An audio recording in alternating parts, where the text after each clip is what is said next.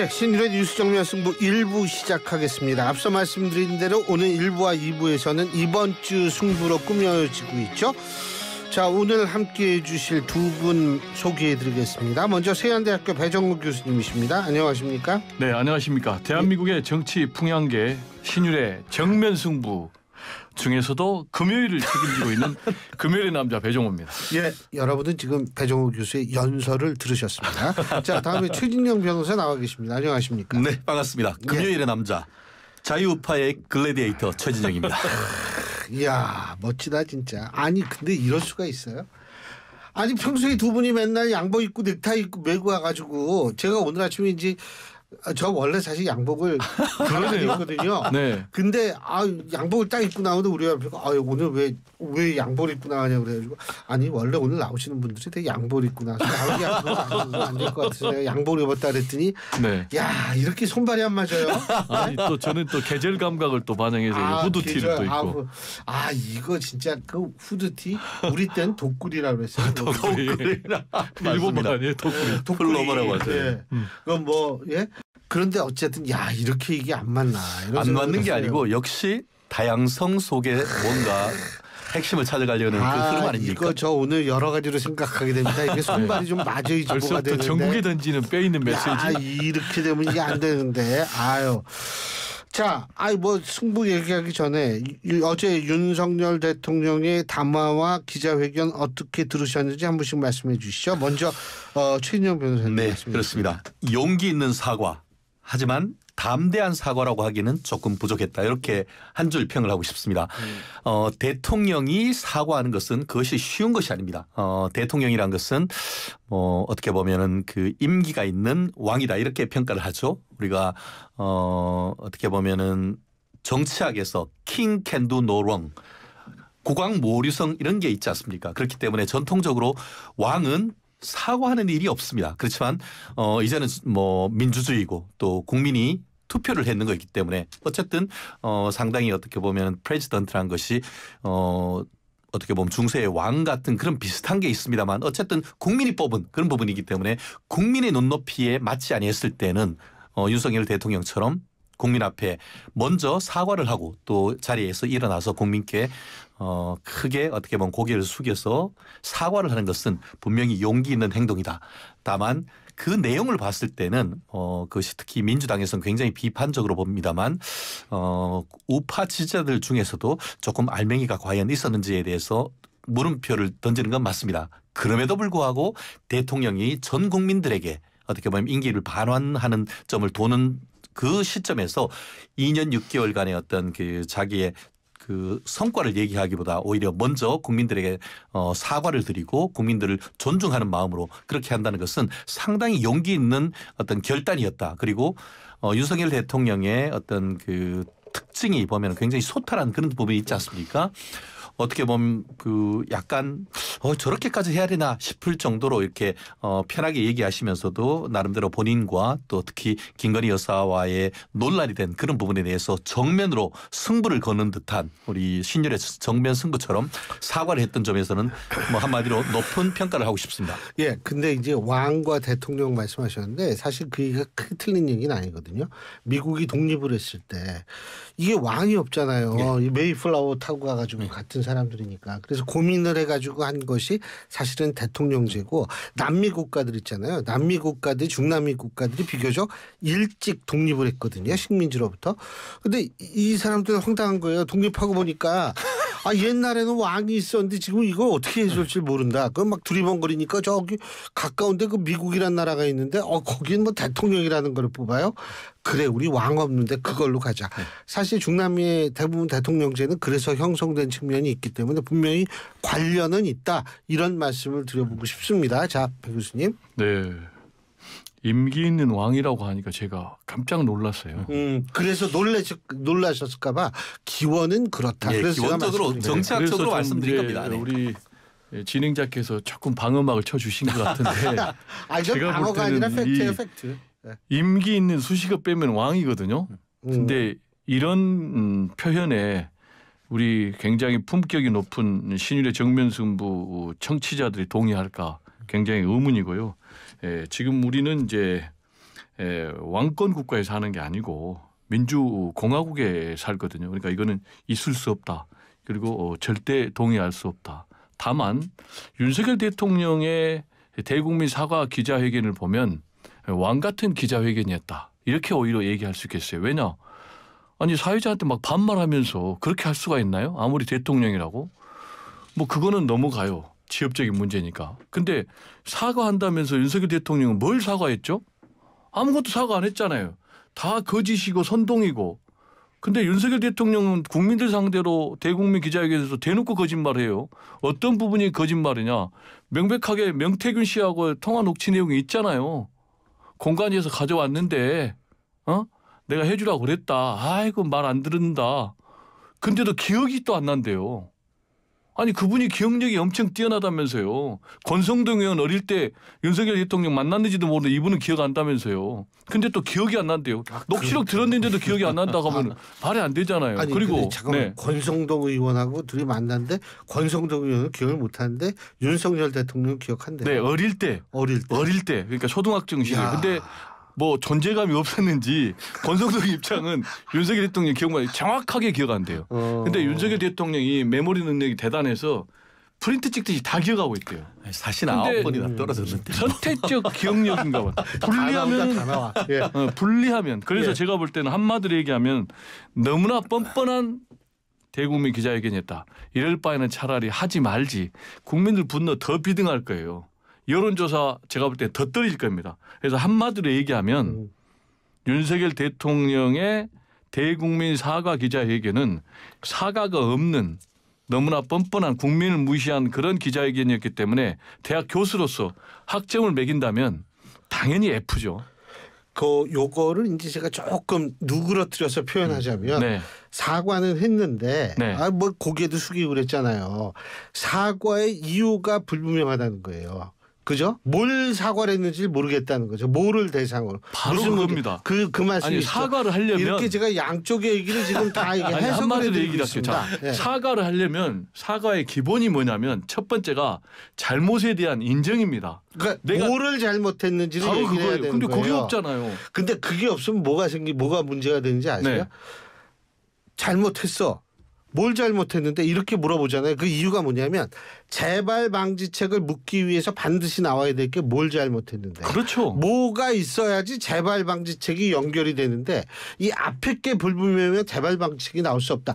자, 이런 말씀이셨죠? 그래서 제가 오면서 방송을 위해서 야 이걸 사자성어로 하면 뭘까 생각을 해봤는데 딱 떨어진 사자성어가 뭐예요? 면정복배. 앞에서만 잘못했습니다. 근데 그것도 제가 수정하겠습니다. 앞에서 잘못했다고 안 했네요. 앞에서 사과 한마디 하고 다 부정해버렸으니까. 근데 제가 사자성어 잘못 선택했습니다. 사과를 깨끗이 인정합니다. 나는 요 잘못 선택한 사자성어가 잘못됐습니다. 사과합니다. 아니요. 이렇게 윤석열 대통령이 사과해야 되는 거 아니에요? 제가 제일 어려운 게 이 사자성어에 제가 제일 약해요.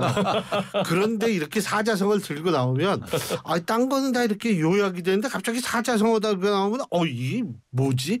사실 오늘 처음. 근데 교수님 그 신유 교수님 우리 방송 코너 제목이 사자성어잖아요. 정면승부.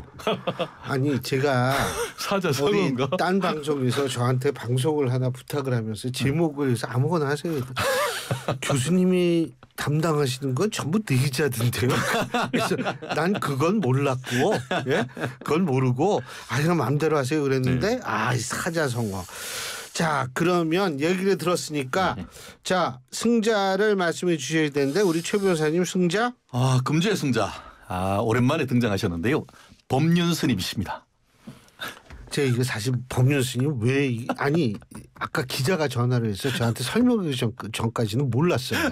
근데 왜 뽑았는지 그 기자가 설명해 줘서 알았어요. 일단 이 뽑은 거는 굉장히 객관적이고 균형된 초이스인 게 우리 최진정 변호사님이 크리스찬인데.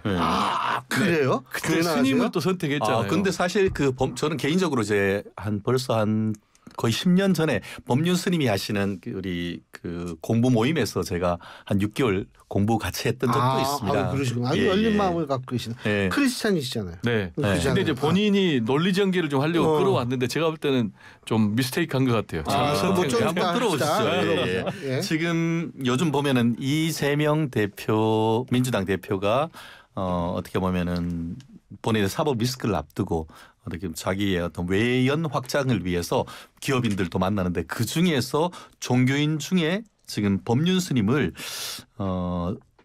국회로 초대를 하셨습니다. 그래서 거기서 사랑제에서 차담을 하시면서 이런저런 덕담을 좀 들으려고 했는데 우리 법륜 스님이 이른바 요즘 말로 이재명 대표의 뼈 때리는 얘기를 몇 가지 좀 하신 것 같습니다.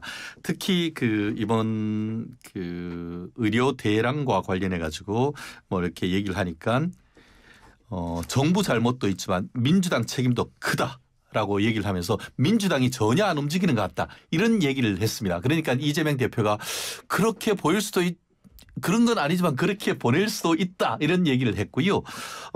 더불어서 그 이외에도 지금 경제와 관련해 가지고 중소기업이나 자영업 하는 사람들이 어려움이 많다. 그런데 이게 첫 번째는 정부 잘못이지만 국회 다수를 차지하는 민주당 책임도 크다라고 하면서 민주당 책임을 거론을 했습니다. 그러니까 이재명 대표가 사실 머뭇 이렇게 했고 실제로 장면이 재미있었는지 YTN 라디오에서 YTN의 대표 코너라고 할 수 있는 돌발 영상에서 제 끝을 이렇게 했습니다.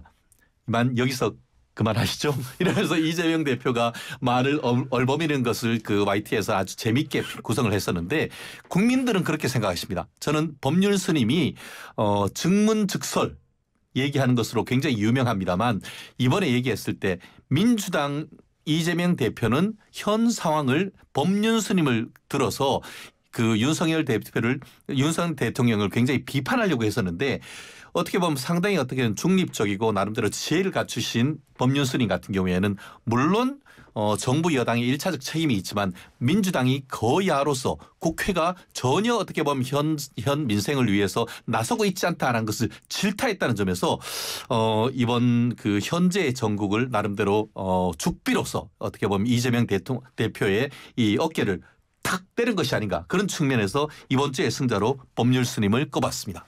예. 너무나 아전인수격으로 좀 해석을 한 것 같아요. 그래서 좀 왜곡된 평론을 좀 균형을 좀 사자성어를 계속 남발하시네. 네, 참 잡아야 될 것 같은데 이재명 대표가 먼저 초청한 자리였다. 이 초청한 자리 이유는 지도자들의 정치 지도자들 뿐만이 아니고 종교 지도자들의 지혜를 모아서 난국을 좀 돌파하기 위한 그런 자리고요. 거기서 이제 이 법륜 스님이 세 가지를 얘기를 했어요.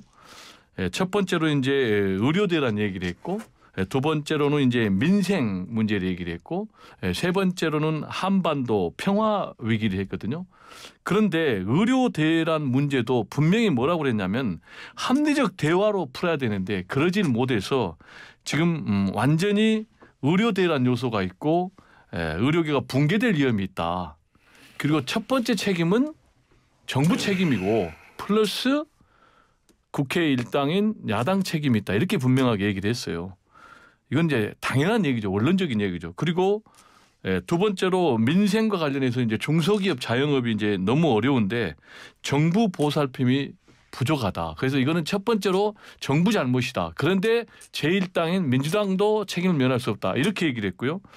세 번째로 이 한반도 평화 이 부분에 대해서는 절대 이거는 안 된다라는 입장을 분명히 했어요. 이거는 정부에 대해서 굉장히 좀 뼈아픈 얘기를 좀 했고요.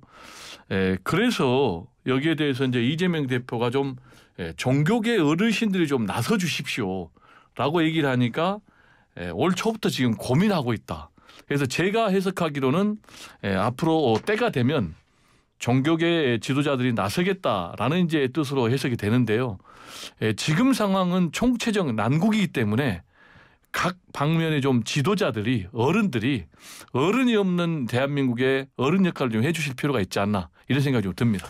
저는 근데 사실 법륜 스님 하면 무슨 생각밖에 안 나냐면 덥다. 더워서 죽을 뻔했다. 이 생각밖에 안 나요. 법륜 스님 그 단체에서 제가 강연을 여름에 갔는데 여기가 환경 이거 하기 때문에 에어컨을 안 틀어요. 야, 저는 진짜 있잖아요. 뭐 나중에 어지럽더라고요. 하도 더워가지고 그 생각밖에 안 드는데 뭐 어쨌든 지금 상당히 여러 가지로 어려운 상황에서 종교계도 관심을 갖는 것은 중요하죠. 하지만 저는 개인적으로 종교계가 관심을 가져서 옳은 소리를 해주는 건 좋지만 정파성을 띈다라는 느낌은 주지 않도록 잘 좀 이거를 했으면 좋겠다라는 그런 바람은 같습니다. 그런데 이렇게 되면 안 되는데 어쨌든 승자하셔야 돼요 또. 아, 승자. 네. 왜냐하면 양쪽이 조용한데 그럼 승자 들어야죠. 저는 이제 대학 교수님들 시국선언 때문에 그러시는 거죠? 그렇습니다. 지금 대학 교수들이 시국선언에 계속 나오고 있거든요. 근데 그게 숫자는 얼마 안 되더라고요. 아니 근데 그렇게 보면 안 돼요. 이게 지금 이게 전국으로 확산이 되고 있는데 뭐 가천대학에서 시작을 해가지고요. 보니까 뭐 한국 외국어대, 한양대, 숙명여대 여기까지는 이해가 돼요. 사립대학이니까. 근데 공립대학 전남대. 교수들은 좀 신분이 달라요. 전남대죠. 아니요. 인천대도 있고요. 전남대도 인천대. 있고요. 또 충남대까지 했거든요. 그래서 제가 볼 때는 이런 추세를 보면은 거의 전국에 있는 대학으로 다 확산되지 않을까 이렇게 되고 또 그다음에 이런 교수들의 시국 선언이 윤석열 대통령의 어제 기자회견 전에 계속 있었거든요. 근데 어제 기자회견 보면은 웬만한 국민들 보면 좀 상당히 좀 분노가 끌어오를 것 같아요. 근데 저는 이제 이 교수들이 이 시국 선언에 나서고 있는 것과 관련해서는 뭘 보냐면 우리 역사를 보면 사실 격동의 역사 아닙니까? 근데 교수들이 역사의 고비고비마다 나왔잖아요. 유신 독재 때도 나오고 군사 독재 때도 나왔는데 교수들 하면 사실 상하탑에서 학문에 전념하는 게 본연의 일이잖아요. 그리고 후학들을 양성하는 것인데 근데 이런 교수들이 지금 시국 선언문 하면서 사실상 거리로 나온 건데 그만큼 좀 대한민국이 위기 상황이고 또 교수들이 나올 때마다 사실상 이거는 정권의 말기적 현상이었거든요. 문재인 정권 때도 교수들 시국선언 있었을 거래요. 제 기억으로는. 많았죠. 아니 예. 문재인 정권 때 교수들이 이제 얼마나 많았는지 제가 잘 기억을 못 하겠는데 그렇다면 문재인 정권이 그 당시가 위기 상황인 거예요. 사실 문재인 정권 말기에 부동산 폭등해가지고 상당히 위기였고 그래서 결국은 정권이 넘어갔잖아요. 윤석열 정권이 탄생한 거잖아요. 근데 뭐 좋습니다. 근데 이제 제가 아까 수적으로 그 많지 않다라고 한 기준이 뭐냐면 박근혜 정권 말기에는 뭐 거의 서명 안 한 교수가 없을 정도로 많았었어요. 근데 이번에는 뭐 그렇게 그거에 비하면 많지가 않다는 제가 이 말씀이시죠. 부분과 관련해서 특히 우리 교수님이시다 보니까 또 교수님 뭐 말씀을 하시는 것 같은데 배 교수님도 대학 교수님이시니까 그럴 수도 있는데 지금 뭐 여러 군데 대학교에서 얘기하고 있다고 하지만 기본적으로 이른바 민주평등 사회를 위한 전국 교수 연구자 협의회 민교협이 주축이 돼서 이 부분이 진행된다라는 그런 느낌이 있는 것 같은데요.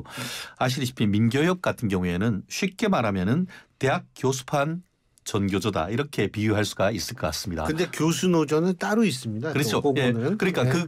그 교수 노조도 지금 봤더니만 민교협에서 그 교수 노조를 만들고 하는데 지원하고 했는 것 같더라고요. 제가 뭐 예전부터 있었습니다만 최근에 좀 찾아봤더니만 민교협 2.0이라고 해서 최근에 새로운 어떤 설립 발기문을 얘기를 하고 있던데 결국 그 내용이 뭐 민중, 노동자 뭐 이런 얘기를 하고 있고 여기 같은 경우에는 지난번에 그 서울시 교육감에 있어서 그 조희영 교육감이 대법원에서 유죄 확정 판결을 받아가지고 교육감직을 상실하니까 그 대법원 판결이 유감이라고 하면서 성명을 내는 조직이더라고요. 거기다가 최근에 봤더니만 그 민교협의 그 상임 대표가 한 수도권의 대학교의 교수님이신데 불미스러운 일로 해가지고 지금 뭐 대법원 유죄 확정 판결이 받았던 그런 부분을 봤는데 과연 그와 같은 대표성을 가진 사람들이 이와 같은 그 현재 윤석열 대통령에 대한 비난 성명을 발표할 자격이 있는지에 대해서 저는 상당히 의문이다라고 생각을 들고 결국 어떻게 보면은 민주당의 상당히 어떻게 보면 외곽 조직이란 측면 느낌도 아주 강한 그런 분들이 일부 지금 이와 같이 그 윤 대통령에 대한 비판을 하고 그 내용을 봤더니만 이제는 뭐 탄핵하자 그런 내용이 나오더라고요. 오히려 그분들 본인 대학 업무에 충실하시라고 전 말씀드리고 싶습니다. 아니 물론 이제 교수들은 정치 활동을 할 수 있습니다. 정당에 가입도 가능하고 그렇기 때문에 교수 옛날에는 이제 교수를 하다가 국회의원 해가 그 휴직했다가 다시 돌아올 수 있는데 지금은 이론적으로 따지면 학교에 사표를 내야 돼요. 당선이 되는 순간. 근데 그렇죠. 어쨌든 폴리패스 얘기가 그런 거 아닙니까? 정치 활동은 할 수가 있는 건데. 근데 사실관계를 예. 좀 바로 잡아야 되겠는 예. 게요. 이번에 이 교수들의 시국 선언문 보면 뭐 민중 노동자 그런 얘기를 한 게 아니에요. 윤석열 대통령의 국정 운영이 잘못됐다. 그리고 김건희 여사의 여러 가지 국정농단 의혹도 다 덮기로 나오면서 지금 민주주의 대한민국에 그리고 헌정 질서가 위기에 지금 직면해 있다. 라면서 이걸 바로잡지 않으면 윤석열 대통령 즉시 하야하든지 퇴진하라 이런 내용이란 말이에요. 그리고 이 법원의 판결은 나는 법치주의 국가니까 수용해야 된다고 생각합니다. 그러나 유감 표명은 얼마든지 할 수 있는 거죠. 그렇죠. 특히 이제 지금 서울시 교육감 같은 경우는 결국 이제 당선 무효 이제 결국 직을 상실했는데 당선 무효가 직을 상실했는데 해직교사 특채한 거 아니겠습니까? 그러면 이 부분에 대해서 유죄는 맞는데 이걸 가지고 유죄를 선고한 거는 유감이다라는 표현 그거 잘못됐을까요? 아까 말씀드린 것처럼 그러면은 대통령이 직접 나서 가지고 국민 앞에 머리를 숙이면서 사과를 했고 그리고 그거에 대해서 재발 방지하겠다라는 얘기를 했고 이어서 오늘은 국민의힘 대표 한동훈 대표가 그 후속 조치로서 신속하게 후속 조치를 하겠다고 하면서 이제 특별감찰관 관련해서 신속하게 그 추천하도록 지시했다라고 하는 등 나름대로 대통령은 사과를 하시고 당에서는 그것을 받아가지고 대책을 마련해가지고 하고 있습니다. 그런 상황에서 퇴진하라, 하야하라, 탄핵하라는 것이 지금 도대체 21세기 지금 대명천지에서 그것이 맞는 것입니까?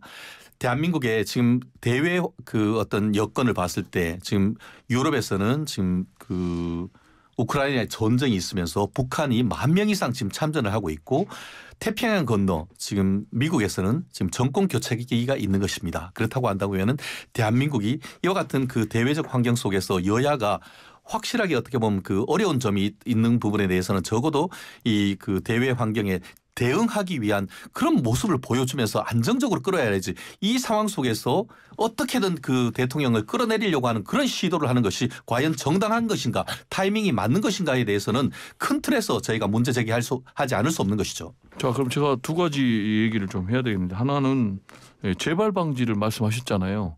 윤석열 대통령이 무슨 재발 방지를 약속했죠? 재발 방지를 약속하려면 아까도 다 얘기를 했잖아요. 잘못을 인정을 해야 된다니까요. 근데 뭘 잘못했다고 인정을 안 하는데 무슨 재발 방지가 나왔어요? 제가 그 말씀드리죠. 아니, 잠깐 이제 내가 얘기하고 있으니까. 그다음에 퇴진 하야를 얘기를 하면 안 됩니까? 박근혜 전 대통령 탄핵도 국민들이 촛불 들고 나와서 퇴진하야 얘기를 하니까. 그럼 민주당이 그냥 탄핵하세요 그냥. 아니, 잠깐만요. 아니, 이제 앞으로 퇴진하야가 쉽게 말하면 본인은 안 한다고 했어요. 아니, 잠깐만요. 윤석열 대통령이 2026년 5월 6일 임기 만료까지 열심히 하시겠다고 얘기했단 말이에요. 아니 그러니까 잠깐만 지금 논리 전개가 지금 막 좌충우돌로 비아가면 안 되고 아니 퇴진 하야 운동을 주장하면 안 된다고 얘기를 했지 지금 갑자기 민주당 탄핵하세요 얘기를 한 거 아니잖아요. 아니, 그 얘기도 본인이 안 나간다는데 아니 잠깐만요. 내가 그 얘기도 할게요. 탄핵밖에 없잖아요. 아니 좋아요. 직접적으로 아니 탄핵 그러니까 내가 그 얘기를 하시라고요, 한다니까요. 민주당이. 아니 그러면 이승만은 뭐 탄핵에서 지금 자리를 떠났습니까? 국민이 분연이 일어나니까 자기가 망명 가서 끝냈잖아요. 그거는 그러니까 4.19라는 비극적인 사안이 있었기 때문에 아니, 그러니까 그 그건 다 사안에서 지금 서울대 병원까지 가서 학생들이 아니, 지금 내가 피를 흘리는 얘기하니까. 것을 보고 스스로 하야한 아니 건 아니겠습니까? 이렇게 하면 어거지죠. 남의 얘기를 경청을 하고 자기 얘기를 해요. 내가 차근차근 얘기하자면 다 들어주고 퇴진 하야는 얼마든지 주장할 수 있다. 그리고 박근혜 전 대통령도 퇴진 하야 운동해가지고 결국 탄핵으로 갔다. 그리고 말씀하신 대로 이제 세 번째 그럼 민주당은 탄핵해라. 그럼 이제 특검을 해가지고 거기서 문제가 나오면 탄핵 절차 들어가겠죠. 근데 뭐가 문제? 이미 지금 조국 혁신당은 탄핵 소추안까지 준비하고 공개하겠다는 거 아니에요. 한번 공개하세요. 아니 그런 식으로 얘기하면 안 되죠. 아유, 약간 코미디 같아서 그렇습니다. 합리적인 평론을 근데 해야죠. 이제 중요한 거는 뭐냐면 지금 이제 최진영 변호사님의 말씀은 이 교수들이 탄핵 뭐 이 하야를 얘기를 하는 거 이런 거라는 건 사실상 어느 정도 근거 그러니까 어떤 이유에서라는 탄핵의 우리가 분명한 사유가 있는지 여부부터 좀 생각할 수 그렇습니다. 있는 네. 그거를 달라 이런 식으로 전 이해를 했어요.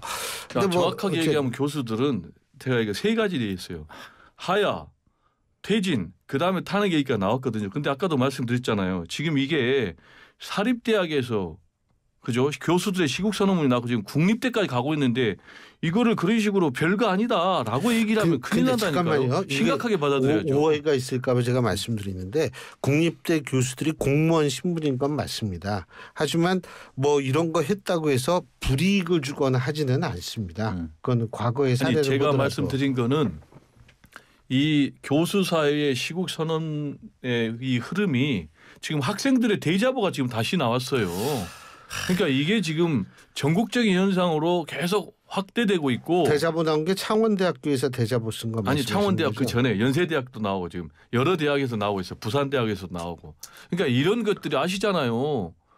군사 독재 시절, 유신 독재 시절 이럴 때 나온 아니, 거고. 근데 교수님 그거는 조금 아니다. 왜냐하면 문재인 당시 때도 문재인 정권 때도 그 대자보 붙이고 떼고 해가지고 문제가 발생했던 적도 오히려 있거든요. 그 문재인 당권에는 그때 그렇게 민주정권이라고 했는데 그 대자보를 붙였다는 사람을 잡아가지고 대학교 들어가는 것을 주거 침입으로 해가지고 기소까지 했던 것이 문재인 정부입니다. 그래도 그 무슨 지금 아니, 대자보 붙였다고 그래서 주장하는 바가 뭐예요? 아니 그러니까 우리가 잠깐만요. 그러니까 지금 그렇다 이런 얘기고 자 1부는 여기서 하고요. 2부에서 계속 싸우세요. 자 1부는 여기까지 하겠습니다. 신율의 뉴스 정면 승부 2부 시작합니다. 이번 주 승부 계속 1부에 이어서 이어갈 텐데요. 지금 이 자리에는 최진영 변호사, 세안대학교 배정우 교수님 두 분과 함께하고 있습니다. 자, 최 변호사님 패자. 민노총입니다. 아, 민노총. 그 지난 6일 날그 수원지방법원에서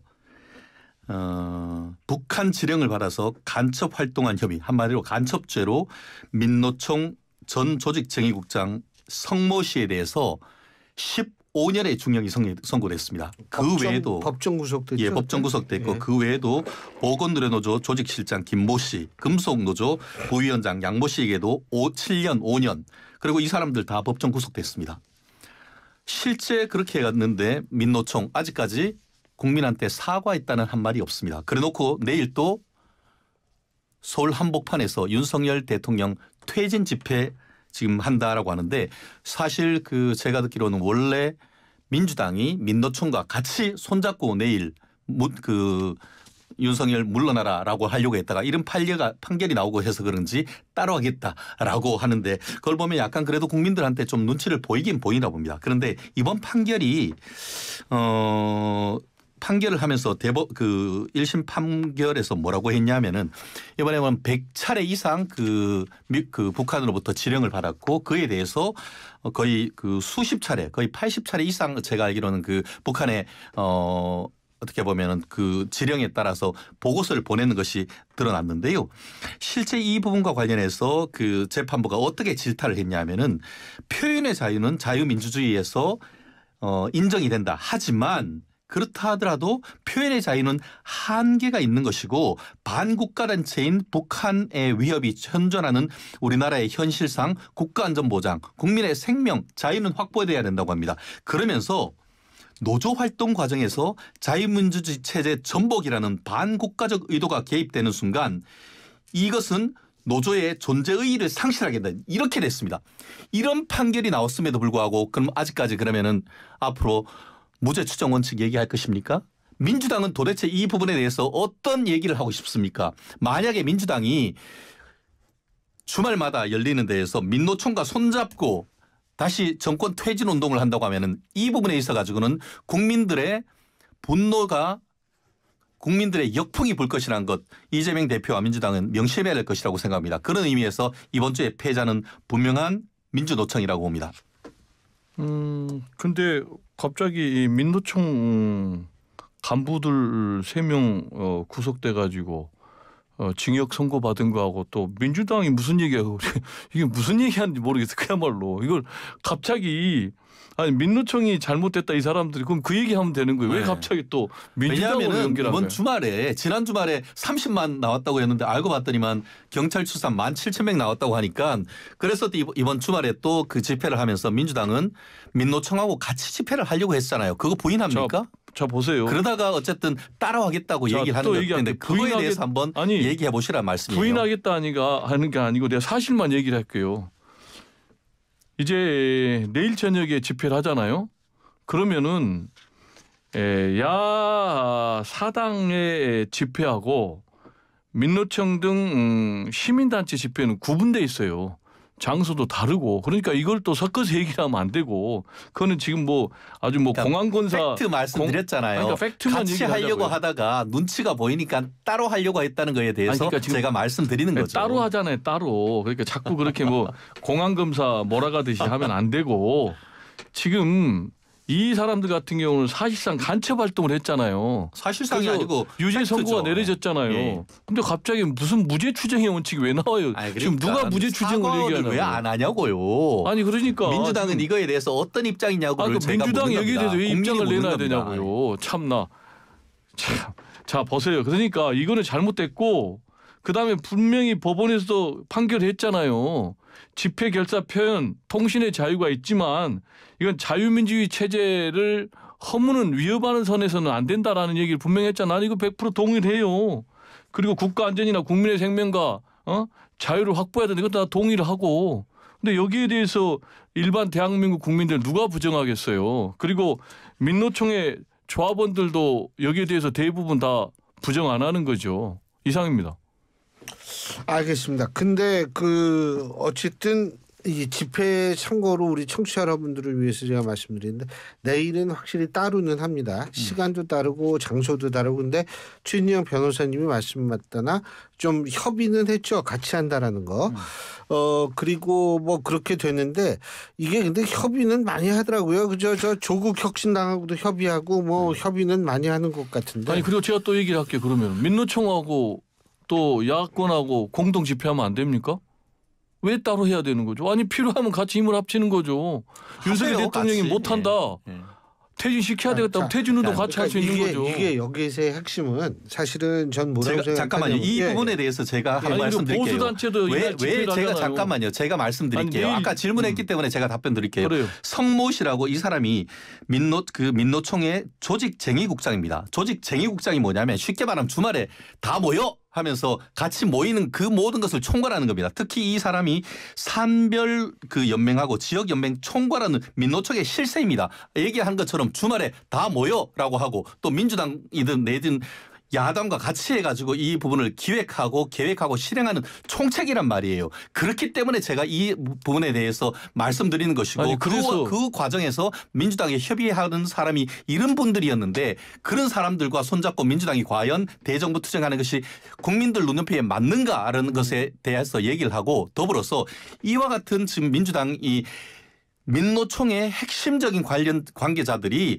간첩죄를 저질렀는데 그 부분에 대해서 민주당은 어떤 입장인가? 저는 아직까지 민주당이 이 부분에 대한 판결에 대해서 어떤 그 언론을 보도를 통해 가지고 제가 모를 수는 있습니다. 하지만 어떤 보도를 통해 가지고 성명을 발표했는지 저는 그걸 되묻고 싶은 겁니다. 저는 우리 변호사님의 그 생각이 너무 말씀하시고 패자도 말씀하세요. 너무 위험한 게요. 자 민노총 중에 이런 사람도 있고 아닌 사람도 있는 거예요. 그러면 민노총이 이적 단체입니까? 민노총에 보면은요 KBS 다 MBC 다 들어가 있어 언론사들. 그러니까 대표니까. 근데 아니 잠깐만요. 그런데 정직국장하고 3명이 구속됐다고 완전히 민노총 소속을 다 간첩 집단으로 보는 거예요? 그러면은 그런 시각이 어디서 나오는 거예요? 김건희 여사가 무슨 대통령입니까? 그런 식으로 해가지고 몰아가지고 윤석열 탄핵하려고 하는 그거 똑같은 거잖아요. 어떻게 자, 보면. 김건희 여사가 대통령입니까 물어봤죠. 그러니까 그런 자, 식으로 지금 아니, 해서 하는 거 아닙니까? 내가 그렇지만 답변할게요. 김건희 여사에 대한 물어봤으니까. 수사를 다 했지만 무혐의가 났는 것이고 그 반면에 지금 그 민노총의 대표 같은 그 실질적인 국장 같은 경우에는 간첩죄로 기소가 돼가지고 15년형을 선고받았단 말입니다. 그렇기 때문에 그거에 대해서 민주당은 확실한 어떤 이 부분에 대한 그 의견을 발표할 저는 의무가 있다고 봅니다. 아니, 질문을 했으면 좀 답변을 들어요. 김건희 여사가 대통령이니까 나한테 물어봤잖아요. 그럼 내가 답변할게요. 김건희 여사가 대통령 위에 있잖아요. 그리고 그러니까 김건희 여사 정치적인 것 아니, 말고 법적인 거를 묻는 거 아닙니까 아니 지금. 법적인 걸 얘기를 하잖아요. 법적인 거. 예. 자 주가 조작해가지고 23억 벌어도 무혐의 내리는데 그리고 지금 명태균 씨와 관련해서 공천 개입 의혹이 있는데 이거는 수사해봐야 되는 거 아니에요. 특검해야 되는 거 아니에요. 패자 말씀하세요. 패자 윤석열 대통령이요. 당연히 이거 온 국민들이 아 지금. 그게 이게 이렇게 연결이 되는군요. 네. 네. 자, 왜 패자냐 윤석열 대통령 내용은 아까 얘기를 했는데 제가 볼 때는 참 해도 너무한 기자회견이다. 심지어는 뭐 아내가 조언한 것이 국정농단이다 이렇게 얘기를 했거든요. 그러면서 뭐 없는 것을 만들어 가지고 침서봉대하고 악마라고 그랬는데 자 그러면은 없는 것을 만들었습니까 아니면 스스로 만들었습니까? 아니 명태균 씨하고 통화 녹음해 가지고 공천 얘기한 거는 윤석열 대통령이잖아요. 그리고 또 김영선 전 의원 공천한 거 선물이다라는 거 다 지금 명태균 씨하고 카톡 문자에서 지금 이게 나오는 거 아니에요. 그런데 뭘 없는 것을 만들었다는 거예요. 명품백 받은 거 이것도 팩트잖아요. 그리고 주가 조작범들이 그 계좌 김건희 여사하고 어머니 사용해 가지고 두 분 모녀가 23억 수익 얻은 거 다 이거 팩트잖아요. 잠깐만요. 교수님 23억의 액수에 대해서는 네, 대통령실이 부정을 하고 있습니다. 제가 일단 그것도 제가 정확하게 얘기 드릴게요. 예. 그래서 제가 말씀드릴게요. 제가 왜 23억의 수익은 맞습니다. 그런데 23억의 수익이 범죄로 벌어들인 수익이냐는 거는 내가 얘기를 안 했어요. 그거는 말씀하시는 논란이 있고 근데 수익은 23억이 난 거는 팩트라니까요. 대통령실에서는 23억 아니 그러니까 그거는 대통령실의 해석이라니까요. 네. 근데 팩트는 맞아요. 그러니까 23억 수익이 난 거는. 그러니까 이거는 팩트예요. 제가 말씀드리는 건 대통령실의 입장도 아울러 말씀을 드리는 그러니까 거지. 대통령실의 제가 뭐가 맞는지는 전 모르겠어요. 대통령실의 네. 입장은 23억을 부인한 게 아니고 23억의 수익이 주가 조작으로 일어난 수익이 아니다라고 얘기를 한 거예요. 자, 그래서 제가 염려되는 거는 지금 윤석열 대통령의 지지율이 17%까지 떨어졌거든요. 제가 15%까지 떨어질 거라 했는데 곧 떨어질 거예요. 요거는 제가 앞서서 여론조사 개요를 말씀드렸으니까 이거는 일단 지금 말씀드리겠습니다. 자, 그래서 제가 교수들의 시국선언, 학생들의 대자보가 굉장히 심각하다는 거예요. 이런 식으로 나는 여론조사 상관없어라고 하면 결국은 박근혜 전 대통령의 전철을 밟을 수밖에 없다 이렇게 생각하고요. 여론조사를 보면 굉장히 심각한 대목이 있어요. 17%까지 떨어졌는데 더 떨어질 거다. 그 이유는 이전에 19% 떨어질 때 그 명태균 씨 통화 녹음 내용이 반영이 안 됐거든요. 그런데 반영이 되니까 17% 떨어졌고 어제 기자회견이 반영이 안 됐거든요. 맞아요. 이걸 반영이 되면 이제 더 떨어질 거예요. 그런데 여기서 굉장히 심각한 것은 지금 김건희 여사 문제에 대한 부정평가 이것이 지금 민생경제하고 격차가 계속 벌어지고 있어요. 계속 높아가고 있다는 것 하나. 그리고 또 하나는 지금 박근혜 전 대통령 탄핵 이때하고 비슷하게 하고 있어요. 박근혜 전 대통령이 최순실 국정농단 초기에 20%선 무너졌는데 사과를 잘못하니까 한 달 만에 5%까지 떨어졌거든요. 그래서 이런 부분을 예사롭게 보면 안 된다라는 좀 얘기를 좀 드리고 싶어요. 근데 이제 여론조사에서 그거 보면 한국갤럽 여론조사입니다. 제가 개요는 아까 오프닝 멘트에서 말씀을 드렸고요. 근데 이 한국갤럽 여론조사 오늘 발표된 거 보면 특히 지역에서는 지금 올랐어요. 오히려. 지금 6%포인트가량 올랐거든요. 지지율이. 이거 어떻게 보세요? 보수의 결집으로 볼 수 있을까요? 어떻게 저는 보수의 결집의 결집의 시작이다 이렇게 저는 보는데요. 사실 오늘 보니까 대통령 지지율은 그렇게 떨어졌고 민주당 정당 지지율을 봤더니만 민주당 지지율이 상당히 올랐더라고요. 그리고 국민의힘 지지율이 좀 떨어진 걸 봤는데 이것은 다음 주에 있을 이재명 대표의 서울중앙지방법원 그 공선법 위반 그리고 또 25일에 있을 또 위증 교사 문제에 대한 두려움 이런 부분으로 지금 좌파 내지 진보 좌파의 결집을 보여주는 것인 거거든요. 그렇다는 점에서 사실 그 보수 입장, 특히 저도 뭐 고향이 대구 경북입니다만 대구 경북에서도 굉장히 그 윤석열 대통령에 대해서 별로 안 좋아합니다. 그거 제가 너무 잘 압니다. 특히 김건희 여사에 대해서 오늘 아침 조선일보 조선일보, 예. 칼럼 보니까 요즘 뭐 그 경상도 말로 지가라고 하죠. 뭐 너가 이거를 이런 얘기를 가라 이런 얘기를 했었는데 그런 얘기 제가 많이 듣습니다. 그렇지만 그렇게 하다가 결국 어제 윤 대통령이 얘기한 것처럼 잘 보내는 사람한테 혼내는 것처럼 그런 취지에서 지금 지지율이 떨어졌다가 민주당을 비롯해서 야권에서 지금 똘똘 뭉쳐가지고 윤 대통령에 대한 탄핵 이것을 지금 몰아가면은 그러면은 그걸 가지고 밑으로 가다가 이제 되튈 수밖에 없는 거죠. 그렇기 때문에 윤 대통령의 콘크리트 지지율의 어떤 하한선이 지금 얘기하신 것처럼 17% 고언저리가 될 것이고 이제 그렇게 되면은 다시 반발을 그 어떻게 보면 걱정을 하면서 다시 예. 보수 결집이 되고 그것이 대구 경북 TK 지역에서 시작되기 때문에 앞으로는 적어도 20% 이상 다음 주에는 올라갈 것으로 제가 예측을 짧게 합니다. 얘기를 해야 짧게 되겠는데요. 하세요. 아니 지금 20% 무너지면서 19% 지금 17% 계속 떨어지고 있는데 보수 결집으로 얘기하기 지금 논리가 맞는 얘기예요. 그냥 너무나 지금 법조인답지 않은 엉터리 논리니까 그런 말하면 말이 안 되고 잠깐만 여기서 교수님이 지금 엉터리인지 여부는 아니 너무 지켜보세요. 엉터리잖아요. 떨어지고 시간. 있는데 결집 얘기하니까 예. 말이 안 되는 논리죠. 그럼 좀 부끄러운지 예. 아세요 좀. 그리고 교수님께서도 언급했는데 좀 펑퍼짐하게 정확하게 얘기할게요. 지금 윤석열 정권 들어서 가지고 국민의힘 지지율이 오차 범위 이상 추월당한 건 이번 여론조사 처음이에요. 맞아요. 그게 어떻게 된 거냐. 지난주까지만 해도 동률이었잖아요. 그런데 맞아요. 지금 민주당은 4% 오르고 지금 국민의힘은 3%가 떨어졌어요. 36대 29예요. 그러면 윤석열 대통령은 버린 카드라고 해요. 그래서 다음 후보 내세워서 정권 다시 창출하면 된다고 해요. 그런데 윤석열 대통령 떨어지지 국민의힘 지지율도 떨어지지 한동훈 저주하지 그러면 답이 안 나오잖아요. 그 말씀하시니까 참고적으로 박근혜 전 대통령의 탄핵 당시가 대통령 지지율이 이제 10% 미만으로 떨어졌을 때 당시 새누리당 지지율이 14% 정도까지 떨어졌어요. 한국갤럽 기준입니다. 한국갤럽 기준으로. 그러니까 이거 하여간 한동훈 대표의 고민은 깊어질 것 같습니다. 자, 최인정 변호사님 승부처 서울중앙지방법원입니다. 뭐 지난주에 이어서 뭐 이제 다음 주죠. 11월 15일 드디어 이재명 민주당 대표의 공직선거법 위반 사건의 1심 선고가 있습니다. 개봉 박두. 네, 개봉 박두입니다. 민주당 배정무 교수. 그러네. 네. 다음 주 목요일이네요. 네, 그래서 배정무 교수님은 무죄다라고 주장을 하고 있는데 당연하죠. 정확하게 얘기하니까. 네. 우리 네.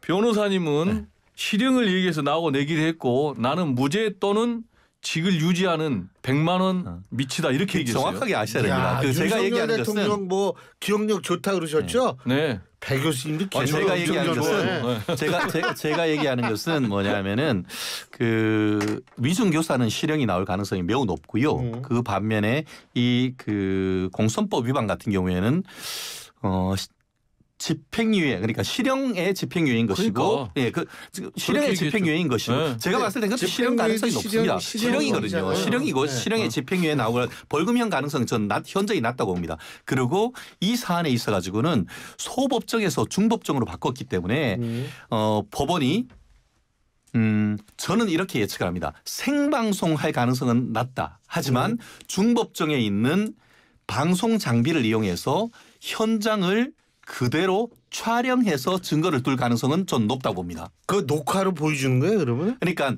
녹화를 해가지고 나중에 언제라도 그 상황이 그 기록으로 남겨서 경우에 따라서는 공개되도록 한마디로 절충설을 취할 가능성이 있다는 것이죠. 실질적으로 그 자유우파 쪽에서는 현 상황에 대해서 박근혜 전 대통령에 대한 그 1심 판결도 생중계를 했고 또 이재명 대표의 예전 공선법 위반 무죄 대법원 판결도 실황 중계를 했습니다. 그렇다고 하면은 이번에도 국민의 알 권리를 위해서 공개하는 게 맞습니다. 만약에 그게 어렵다고 한다고 하면은 제가 봤을 때에 생방송은 안 하더라도 분명히 녹화해서 증거를 남길 가능성이 높다고 봅니다. 자, 배 교수님 승부처.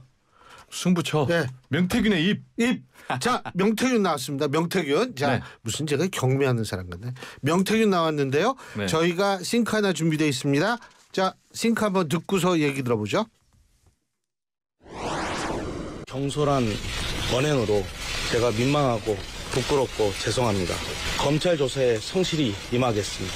윤석열 대통령과 마지막 연락하신 게 언제입니까? 그거는 제가 나중에 조사 다 받고 나와서 또 제 입장을 말씀드리는 게 맞을 것 같습니다. 김건희 여사는 좀 어떻게 알게 되셨는지도 말씀해주세요. 네, 아까 말씀드린 것처럼 방금 말씀드린 것처럼 제가 조사 다 받고 이 내용을 아마 검찰 조사에서 아마 질문하지 않겠습니까? 그래서 제가 조사를 다 마치고 나와서 제 입장을 이야기하는 것이 바람직하지 않나 그렇습니다. 근데 왜 명태균 씨를 꼽으셨어요? 명태균 씨가 제대로 열어버리면 난리 나잖아요. 윤석열 대통령이 지금 계속 자기 명태균 씨 주장했는데. 존재 자체가 승부처다. 아니 왜냐하면 승부인이네. 아니, 처가 아니라. 예. 승부에 처져 입이 입이니까. 승부인이고 근데 이분 같은 경우 핸드폰을 뭐 아버지 무덤에다 묻어놨다. 화장한 이분이 하도 말을 이랬다 저랬다 해서 모르겠어요. 그리고 또 김건희 여사하고 뭐 카톡 내용이 문제가 되니까 이거 뭐 2,000장 갖고 있다. 그러니까 이분이 2,000장이 200장, 200장일 거예요. 200장. 아니 200장은 중요한 것. 전체는 2,000장 갖고 있다. 그래요? 네. 근데 지금 이분 같은 경우 공천 개입 의혹과 관련된 그런 여러 가지 그 문자들이 공개가 되고 또 음성 녹취도 공개가 되잖아요. 근데 실제로 돈이 오갔잖아요. 김영선 전 의원으로부터 9천만 원 받고 또 자기 뭐 돈 안 받았다는 것이 명태균 씨의 주장입니다. 아니 돈 간 거는 맞아요. 근데 자기는 개인이 자기는 직접 안 받았다라는 거니까 돈은 그러니까 이제 선관위가 고발한 거죠. 돈이 갔으니까 이거는 팩트예요. 근데 자기는 1원도 안 받았다라고 지금 주장을 하고 있는 거고. 예. 그래서 지금 검찰이 수사를 하고 있는 거고. 자, 그래서 어떤 발언이 나오느냐 하나. 예. 두 번째 검찰의 수사 결과가 어떤 결과가 나오느냐에 예. 따라서 알겠습니다. 이재명뿐만 아니라 윤석열 대통령도 엄청난 지금 위기에 있는데 예. 문제는 검찰 수사가 알겠습니다. 제가 볼 때 뻔할 뻔짜다.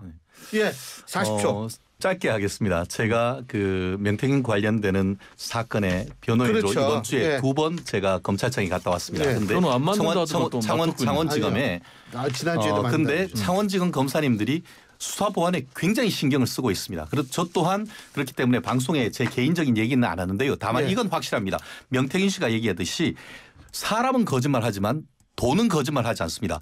명태균 씨가 얘기하는 것처럼 계좌 압수수색 해가지고 자금 흐름 하면은 누가 거짓말하는지 확인할 수가 있습니다. 명태균 씨의 변호인 그 김소연 변호사가 명태균 씨는 돈 받은 적이 없다고 하는데 저 또한 개인적으로 그렇게 알고 있습니다. 그렇기 때문에 누가 거짓말하는지 지금 명태균 씨 그리고 또 그 반면에 민주당을 그 예. 뒤에 있는 강혜경, 김태리 예. 하는데 두 사람의 대지를 통해서 저는 객관적 진실 조만간 드러날 것이라고 봅니다. 알겠습니다. 자, 두 분 말씀 여기까지 듣겠습니다. 고맙습니다. 감사합니다. 감사합니다. 예, 지금까지 세안대학교 배정호 교수, 최진영 변호사 두 분과 함께했습니다.